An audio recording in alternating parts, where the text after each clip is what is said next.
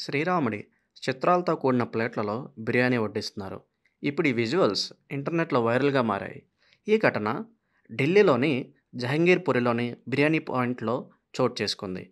ఫిర్యాదు అందుకున్న పోలీసులు వెంటనే నిందితులను అదుపులోకి తీసుకున్నారు. సోషల్ మీడియాలో వైరల్ అయిన వీడియోలో శ్రీరాముడు ఫోటో ముద్రించి ఉన్న కాగితపు ప్లేట్స్ ఉన్నాయి. ఒక చికెన్ బిర్యానీ షాప్ దగ్గర భారీగా జనం పోగయ్యారు. బిర్యానీ షాప్ యాజమాని రామయ్యను అవమానిస్తూ చికెన్ బిర్యానీని రాముడు ఫోటోలో ఉన్న ప్లేట్స్లో బిర్యానీ అమ్ముతున్నాడు అన్న విషయం తెలిసి అక్కడ జనం భారీగా చేరుకున్నారు. తరువాత రంగంలోకి దిగిన పోలీసులు సంఘటనా స్థలానికి చేరుకుని సంఘటనపై విచారణ చేసినట్లు తెలుస్తోంది.